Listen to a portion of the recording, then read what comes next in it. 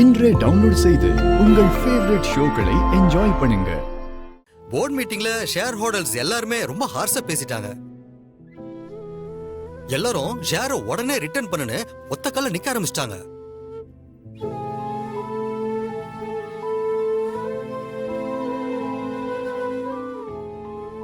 எல்லா ஷேரையும் ரிட்டர்ன் பண்ணா அப்புறம் நம்ம திவாலாய் தான் பண்ணிக்கணும்.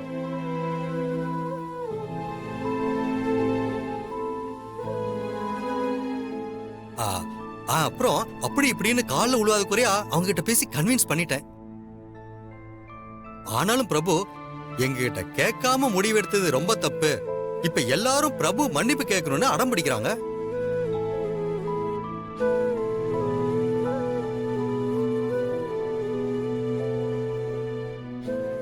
நான் முடியாதுன்னு எவ்வளவு பேசி பார்த்துட்டேன். ஆனா அவங்க எதையுமே கேட்கறதா இல்ல.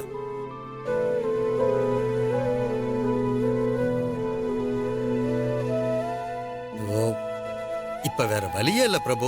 அதனால நீ நாளைக்கு அவங்க எல்லார்கிட்டயும் மன்னிப்பு கேட்டாகணும்.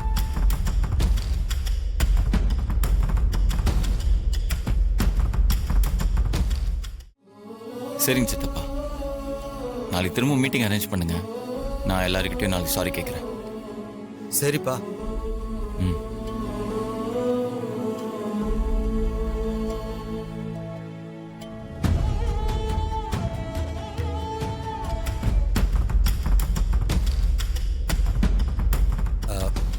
விக்னேஷ், நாளைக்கு மீட்டிங் அரேஞ்ச் பண்ணிடு. ஓகே சித்தப்பா. நீ எதுக்கு அவர் பேபி மன்னிப்பு கேட்கணும்?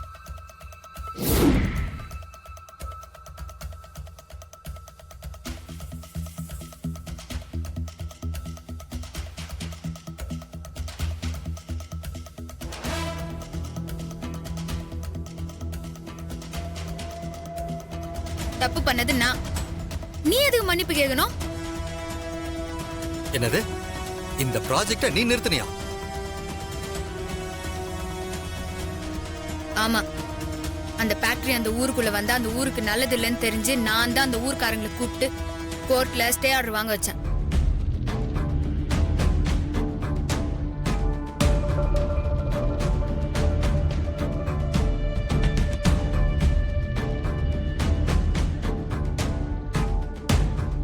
அந்த ப்ராஜெக்டோட மதிப்பு தெரியுமா உனக்கு? தெரியும். என்ன மண்ணாங்கட்டி தெரியும் உனக்கு?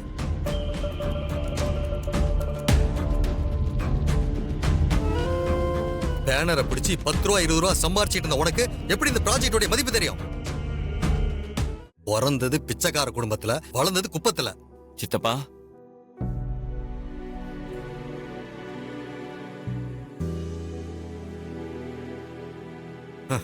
இவ புத்தி எப்படி இருக்குன்னு உனக்கு தெரிய வேண்டாம்?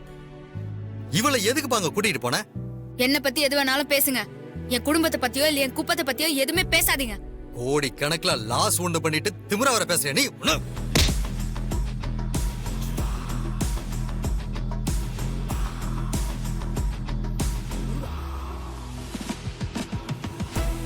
அண்ணே,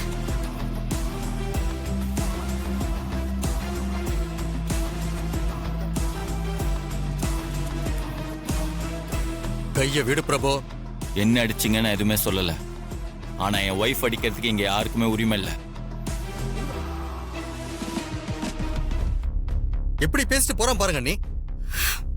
அவன் கரெக்டா தான் பேசினான்.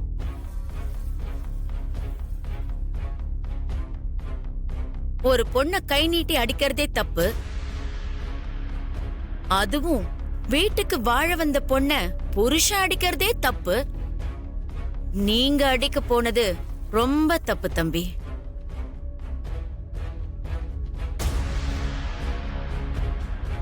பிரபு சொன்ன மாதிரி அவளையும் அவ குடும்பத்தையும் கேவலமா பேசி இப்ப நீங்க தான் நம்ம குடும்பத்தை அசிங்கப்படுத்திட்டீங்க. ஓ, அப்ப நீங்க எல்லாரும் ஒரே டீமா சேர்ந்து என்ன ஒதுக்கி வச்சிருக்கீங்களா?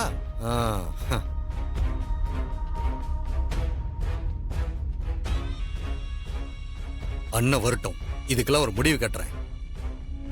உங்களை பார்த்தாலே தெரியுதுங்க, நீங்க ஃபுல் மூட் ஆஃப்ல இருக்கீங்கன்னு. இந்த மாதிரிலாம் நடக்கும்னு எனக்கு தெரியும். அதனால தான் நான் உண்மையை சொல்லாதீங்கன்னு சொன்னேன். நீங்க தான் கேட்கல. ஏங்க, இந்த வீட்டை பொறுத்த வரைக்கும் இந்த ப்ராஜெக்டை நிறுத்தினது நானாவே இருந்துட்டு போயிருப்பேன். நீங்க ஏங்க தேவையில்லாம உண்மையை சொன்னீங்க?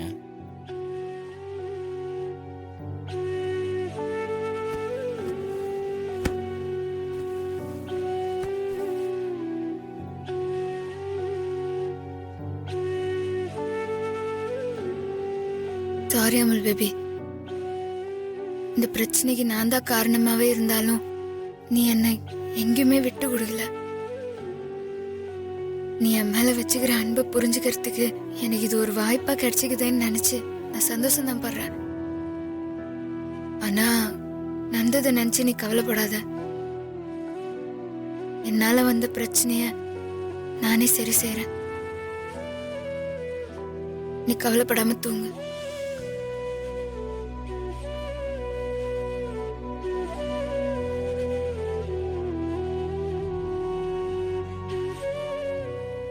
நான் நினைச்ச மாதிரி உன் கோவமோ வருத்தமோ படல. அதுதானே எனக்கு பயமா இருக்கு. என்ன பண்ண போறாங்கன்னு தெரியலையே. நீங்க அவனை விட வயசுல பெரியவங்க. இந்த மாதிரி ஆபீஸ்க்கெல்லாம் போக மாட்டேன்னு சொல்றது நல்லா இல்ல தம்பி.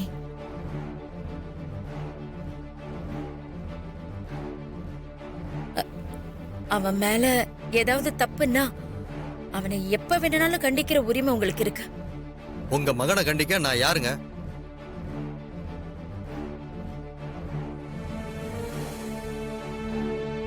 நான் மொத்தமா ஒதுங்கிறதா சரி.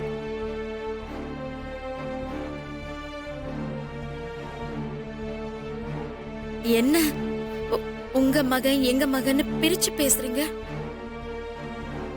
இதுக்கு முன்னாடி எல்லாம் நீங்க இந்த மாதிரி எல்லாம் பேசினதே இல்லையே. இதுக்கு முன்னாடி இந்த வீட்டுல நேத்து நடந்த மாதிரி நடந்தது இல்லையே. நானும் இவனை பையனாதான் நினைச்சேன். ஆனா உங்க மகன் என்ன சித்தப்பாவா நினைக்கலையே. சரி விடுங்க, முடிஞ்சதை பேசி எந்த பிரயோஜனமும் இல்ல. என் அண்ணன் வரட்டும், இதுக்கு ஒரு முடிவு கட்டுறேன். ஷோ தம்பி விடுப்பா. அவர் ஏதோ கோவத்துல பேசிட்டு போறாரு.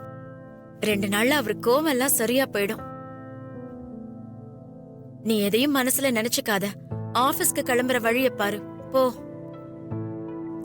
பிரபு, போப்பா.